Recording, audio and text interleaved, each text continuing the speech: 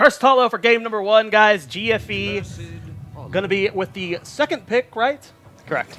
So first pick going on over to Hold It Down. We'll see what they want to ban here on Cursed Hollow. Cursed Hollow, a map where you see globals highly prioritized, and we see a lot of Falstead on this map, and that is a pick that GFE likes a lot. Yeah, I mean, we've seen quite a few players on GFE like the Falstad. K1 has been known to like it a lot in the past. Yeah. And it kind of fits with like the flex, global, kind of weird style that they've liked in the past. That's true. They've Hold it always done down. their like own thing. You know? Ooh. Citrus Band coming out the gate here. Yeah, a little different than last round's drafts. I mean, it's Cursed Hollow. Stitches is amazing here, and honestly, Stitches is a monster playmaker in Calf general. Stitches is a monster playmaker as well. Yeah, you don't want to let that through. That's a really good point. So with Genji being banned, that's not a big surprise. Dahaka is prioritized as the global, the solo lane for number 1. Never seen a Dahaka first pick before. Yeah, Kappa. Welcome to Heroes 2017, guys. Yeah, so that's basically like the maximum in safe, not Wasn't revealing Dahaka anything. more or less unplayed until BlizzCon of last year, 2016? Wait, I mean, he was seeing play in Europe mostly but before not that. much. Not and ever as- since BlizzCon, he has not gone all regions away at all. Like he Yeah. has just been here. It's just the global, man. It's so powerful to have that global. And now he's a race car. It's even more scary. Really scary with those tongues. Oh, GFE going to Illidan Abathur opening. Wow, putting all their eggs in that basket instantly. Huh? Is that a bad thing, though? It's cursed. This is like the classic map for that. Yeah, it is classic. And if you're going to put eggs anywhere, it should be in a basket. That's true. And not in my belly. Yeah, not in Jake's, but that is the last place you would want. Especially right before peppers. Yeah, absolutely. Now, the Illidan Abathur will require some quick maneuvering here from Hold It Down because it's tough to draft against. You need to get locked down and you need to get burst damage against Illidan. And Abathur just raises the level of burst damage you need to actually secure the Illidan kill. Because the increased attack speed and the hat, shielding, healing, etc. really improve Illidan's teamfight maneuverability and damage output. So we'll have to see what strategy Hold It Down looks for in order to shut down this Illidan Abathur. They go with the Arthas Greymane. This to me suggests they're looking for team fighting. Sometimes you can outmaneuver the Illidan Abathur comp on map pressure because Abathur is relatively weak in the early game, especially to like a hard push lane or something. But the Arthas Greymane are just basically, okay, we want to at least be able to go even in team fights. They're not giving up the team fight, and we'll have to see how that turns out for them. Well, Jake, with Hold It Down, who is their warrior flex? Is it Arthlon or is it Mac? Arthalon is the true flex of the team, kind of all across the board. I mean, I feel like Mac does play a bit of warriors, Right. but not. I'd say Arthalon would be the Arthlon's more expected one likely. probably here? Yeah. Okay. Yeah, because Arthlon, like you say, he's a true flex, so you'll see him on the warrior support. But honestly, Soy will play warriors too. Like I honestly, in this composition, looking at it, I'm expecting Soy on Dahaka, Ishbu on the Arthas. The Greymane would probably be Crowan, and then we'll have BBJ on. Looking at this, probably Malfurion or Rhaegar. Because I don't think they're Stukov going in to play get too. Yeah, we still have a lot of heroes up. We got Uther still up, Stukov. Yeah, well, Uther, Malf, if he's not banned Rhaegar, here, Uther will be picked to go with Illidan. Yeah, So absolutely. No he's pretty much a question. force ban, Yeah. I feel. I agree. The Ariel ban I really like because it's not that effective with Illidan, and you don't really have room in your composition. You'd have to go battery Ariel tank, and it's a little awkward with the Abathur short one body for posturing to generate hope. So I like the Ariel ban. I don't know that the Ariel ban would be played by Hold It Down, though. It's just not something BBJ plays a lot of. Ah, okay. And that's just based on the player. That might be one of the upsides of being one of the lesser known teams Yeah. in the tournament. Definitely. Is they don't know what supports you're comfortable on, what tanks you're comfortable on, etc. Because, I mean, BBJ will often lean towards Uther, Rhaegar, Malf. Yeah. Like those three. Like those are The like Trinity. Yeah, the Trinity. No. No, we've talked about Stukov a lot on Town Hall Heroes and stuff. How he's got that great AoE healing between multiple characters. Now, when you're in a composition with one less character with an Abathur on the team, is Stukov as valuable? Is he more valuable when there's less people to bounce it between? I think he's much less valuable, Much less actually. valuable? Not only is Stukov low mobility, so he can't follow the Illidan. He can't heal the Illidan very effectively because the Illidan's generally not in range of the rest of his team. He wants to be kind of diving, playing around on the outskirts. It's hard for him to get the heal to bounce to him. So I think Stukov is very low synergy with Illidan. Well, Uther went through. They He went with the went Anubarak through. ban. Yeah. So they don't want to deal with the Cocoon. They don't want to deal with just Anu in general. That's fine. But Uther, Illidan, Abathur is quite scary to lend themselves even further and deeper into that dive. Yeah. They go for Tyrael. This is a scary. GFE comp, man. Yeah, it This is. just like pure This GFE. is so They're scary. getting exactly what they want. Yeah. And, I mean, like we've been hyping up Hold It Down. You know, they've got a bunch of star players that we like, but GFE is arguably the best team in NA right now. At least top 2, top 3 for sure. And you're giving them what they want, man. And they've always been these players, but not just from the B-Step side, but from the GFC side with Fan and Udall. They've always been like comfort pick, niche type of Yeah. players. So like when you get what you want with this team specifically, ooh, it's gonna be tough. That's a rough fight for Hold It Down. Not to mention just how strong overall the Illidan style is in the meta when coupled with Uther. It's so hard to kill the Illidan in this situation. And even with the Arthas, Kramen Dahaka, I'm just not sure that Hold It Down is going to be able to beat that. In team fights, in the laning phase, they really need to find something here. Something not standard, I think, is their only hope. Well, here they go. We got Brightwing and Malfurion. Trying to support lock and giving themselves double global, but I don't love Brightwing in this situation. How do you feel about it, Dunk? I mean, the poly is like decent against Illidan. I get it. They're just really banking on Blowing up the Illidan. Emerald Wind, Twilight Dream being enough to split the team fights. Right. And they do have a global advantage now. We could probably expect the hunt, since almost all Illidans are running hunt nowadays. The Abathur counts as global, so by picking up the Brightwing, you kind of equalize the tables again in terms of global pressure. But with this composition, they're going to be trying to basically 5v5 against the Illidan comp, and normally I would say with Brightwing Malf, that might be good enough, but since you didn't take out the Tyrael or the Uther, I think there's just too much enabling the Illidan Abathur. Well, last pick coming out here for Gale Force Esports. What will it be? Running out of time here, and It's got to be a range, right? Yeah, Li Ming. there's the Li Ming. They go for the Li Ming. That'll be good. K1, I assume. You know, rocking the Li Ming in this matchup, and that's a pretty standard, terrifying GFE comp. Yeah. They've got the Abathur to be their global. They're versus double global Brightwing to Haka, and honestly, that's going to be fantastic in the late game. But when you put Brightwing global, sometimes if she's secluded, you got to worry about the hunt. You got to worry about getting dove on. You know, random Li Ming skill shots flying at your face. Yeah. It's definitely, you know, it's going to be a tough match for Hold It Down. You know, this isn't like the last match where it was Naventic, the bottom tier HGC team, versus an up and coming HGC team with Donkeys or us. This is the best in North America going up versus a, you know, not even top 8 team. So it's heavily one-sided in my opinion in GFE's favor for this game. Yeah, not only did they win draft, they're the heavy favorites Yeah. in overall Arthas ranking on Dahaka. coming into this. So this makes me nervous for Hold It Down. Soya and Brightwing. That's actually very surprising to me. You expected Arth on the Brightwing? For whatever reason, yeah. But I'm excited to see how this works out for them. He used to play Brightwing sometimes when we were in double support with Tempo Storm. So. Arth did, yeah. I mean, he's a full flex. Like Yeah. he'll play anything. Well, guys, we're going into game number 1 of this best of 3 series. Get hype in the chat. Gale Force Esports versus Hold It Down. Jake, take it away. Okay, guys, on the left-hand side in the blue team, that is indeed Gale Force Esports. And GFE looking with the Li Ming, Illidan, Abathur, Uther, Tyrael comp. Pretty classic. Then here on the right-hand side, we got Hold It Down. You know, an up-and-coming team with a lot of star potential, a lot of quality players here, but they are definitely the underdogs here with, you know, arguably the weaker draft here. Can they bring it back? Arthlon, Crow, and Ishbu, BBJ, and Soy Yasaran. Okay, guys, I'm going to let you guys cast this game. It's going to be a good one. Enjoy. I'm going to go fire up that grill. That's what I like You to wanna bring hear. this with you? Not yet. Not yet? Okay. Which one is the grill cam so I can swap it to? We may want it to grill in game cam, right? Don't worry about it right Okay. I want them to see you, though. All right, guys. Trust us, Soya and I. We are now your trustable duo casters. And Hello. Jake is leaving. So I've been liking the TriCast though. It's going better than I thought it would be. I thought it was just going to be the train wreck, but here we go.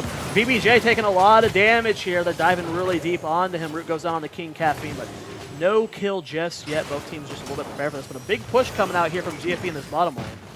it's actually interesting. Hold It Down had properly kind of set up their level 1 to defend against this push, but it came slightly later than they anticipated from GFE. They anticipated something weird happening, so they sent their whole team down to bottom to begin the game. But GFE, just with the patience, held off for long enough that the dog had already rotated out, or this already rotated out by the time they pressured the wall. Almost rewarding GFE with a kill, but not quite. Well, we'll see here how Hold It Down is going to posture themselves for the rest of the game. So we do have BBJ and Crowan pushing the bottom lane. K1 Pro, actually he's on the Abathur this game.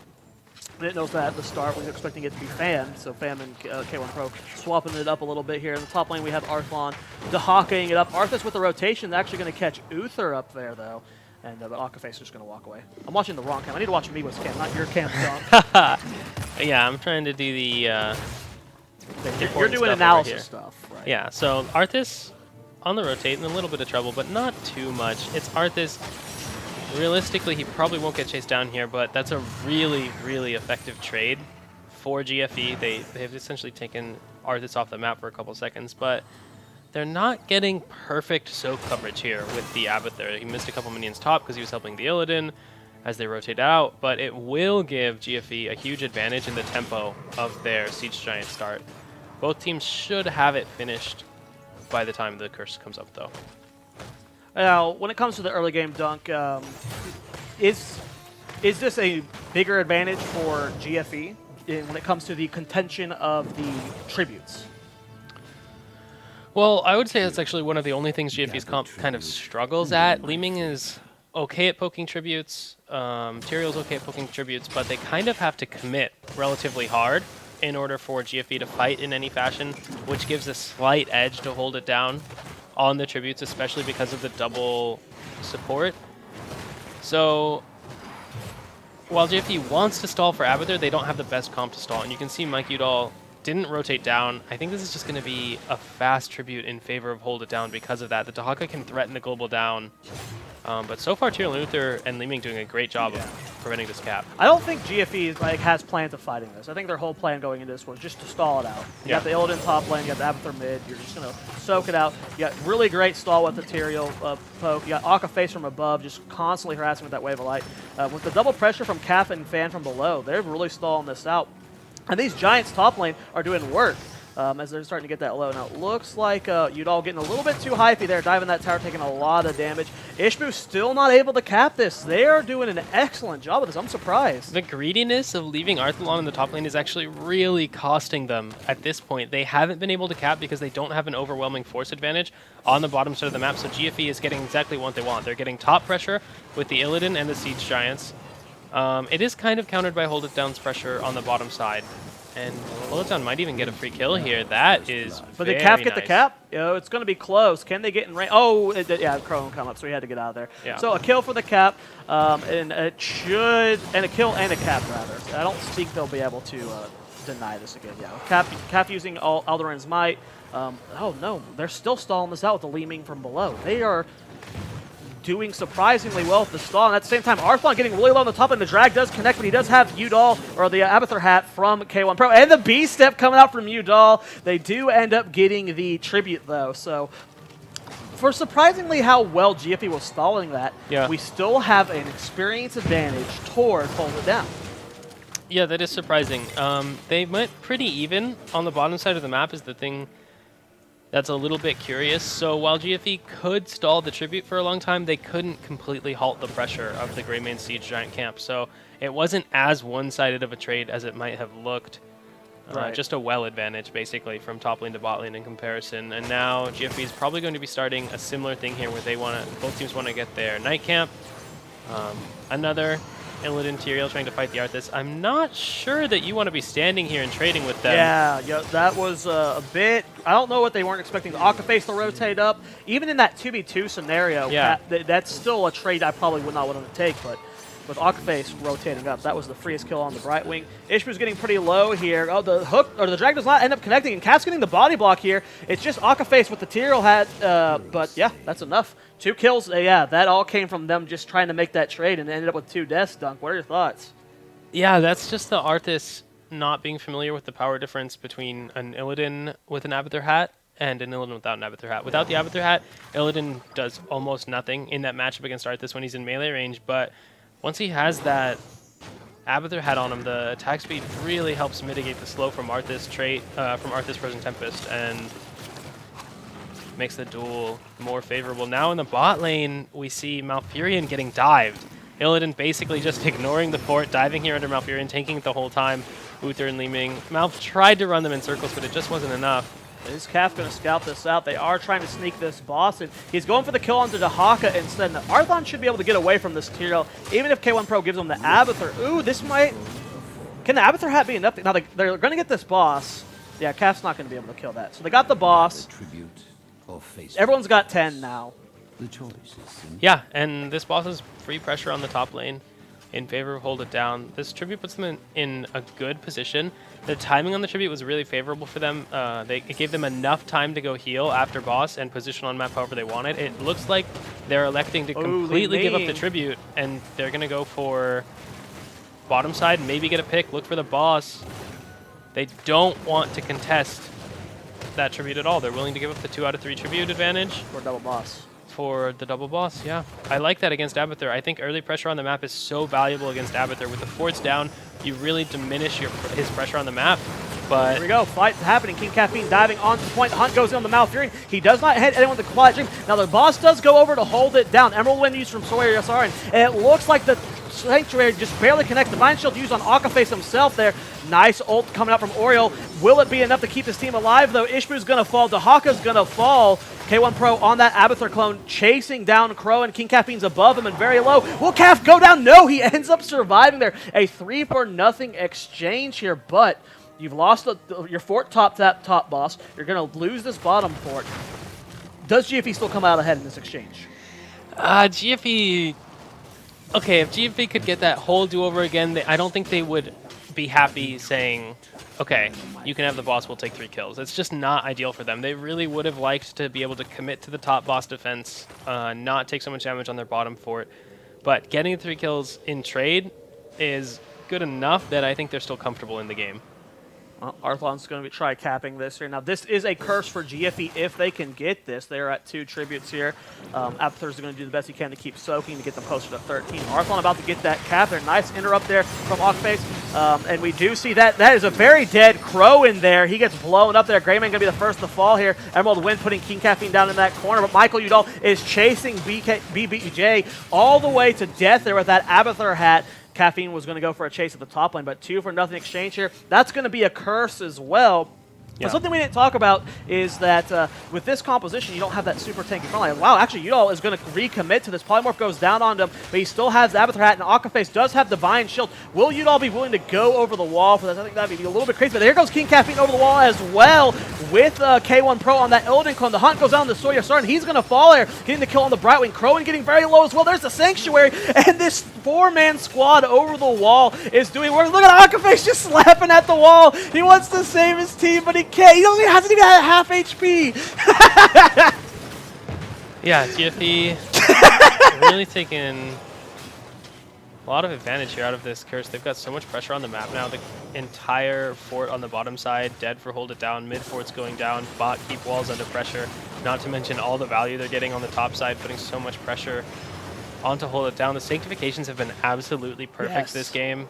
Every time covering the Illidan, getting so much forward momentum out of that. Looks like Hold It Down will defend their top keep, but it comes at the price of having neither of their globals soaking the mid or bottom lane, and they will recover some of that experience deficit to those built-up waves, now collapsing onto the keeps, but they're so far behind, and now they pretty much have to give up the next 2 tributes and try to stall and hope for a 16-18 fight.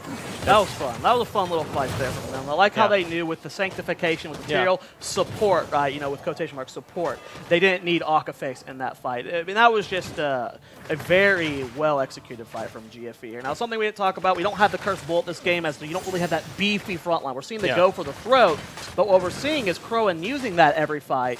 There's no like true support ability to save him, and the moment he goes for the throat, GFE's blowing him up. Yeah, it's just one of the downsides of this Mouth Brightwing composition. The two supports both have really powerful like anti-dive heroics in a sense, but they can't really save one target. You saw in the last fight, Crone ended up getting picked off first because the Brightwing was trying to utilize the global to soak additional experience. It didn't come in time for the cleanse. And they're going to have to play around that a little bit better. That's one of the reasons why the Brightwing Global has been a little less valuable than the Dahaka Global. It's hard for Brightwing to do her job, healing, protecting targets with the cleanse while she's split soaking, since it just takes so long for her to arrive at fights. Well, we got a 2-level lead here for GFE. They haven't taken any keeps, so this is still, you know, breathing room game here for Hold It Down, but they're at a major talent disadvantage. We're starting to get the tributes to pop up soon, and they're probably going to have to give up the first one if it spawns within the next 30 seconds, because they cannot fight that 16 versus 14 disadvantage. They need that additional talent here. We do see that the Illidan was pressuring the top lane with the Giants. Mid lane, Caffeine and Fan are pressuring as well. I mean, the map pressure, they even have Ocbase and Abathur trying to deal with bottom lane. Like, they're just putting as much pressure on their opponents with the map as possible. Yeah, they need bot lane pushed out. They need the Siege Giants at least killed to make sure that they can secure this boss on the top side with their 16-14 advantage. They have the stat advantage, they have the talent advantage. GFB basically are saying to Hold It Down, either come here and lose this fight to us and lose the boss because we have holy ground, or don't come here, give up the boss for free, lose your top keep, we're going to rotate down to the bottom side of the map and threaten you there as well. The tribute spawn, though, was pretty much perfect timing and positioning in favor of Hold It Down. If it had been in anywhere on the top side, did Mouth GFB gets cancel it 100%. the cap to back? Yeah, he didn't get the cap on the tribute, so he just gave up the tribute to go back. Wow. That means Abathur's going to get it for free. That's a huge mistake. Not shift queuing your commands there is just... This could very much be game here, as they have this boss. When the team fight's been going, GFE has been looking monstrous. The fight is happening. The keep is going to go down right away. Akaface getting a little low. Abathur hat onto him. A nice double stun going on the front line for Hold It Down. The hunt goes down on the Crone in the back line. The Twilight Dream connects with 3 members here. Udall trying to kite back Crone. Going for a trading against him. The Divine Shield has been used. Soya Soren going for the big Emerald win, but is it enough? And so far, they're holding on right now, but the first kill is going to be on the Malfurion. They get Uther with the Akaface, but he is going to be killing his team in that Ghost form. K1 Pro on the Abathur clone is going to go down. The boss has fallen as well. Was this a big mistake from GFE? Fan does not get the kill on the Dahaka. Great burrow from Octalon, but he does get that reset. Calf and Michael Udall are going to be more than enough of that Abathur hat to clean up this core here. It's at 20%, and that's going to be GG. It looks like game number 1. Michael Udall going to go for the kill on the Crone, and yeah, the B-step coming out from Udall again. Caffeine, they know what's up. GG. Game number 1 going over to Gale Force Esports. MVP. Gale Force Esports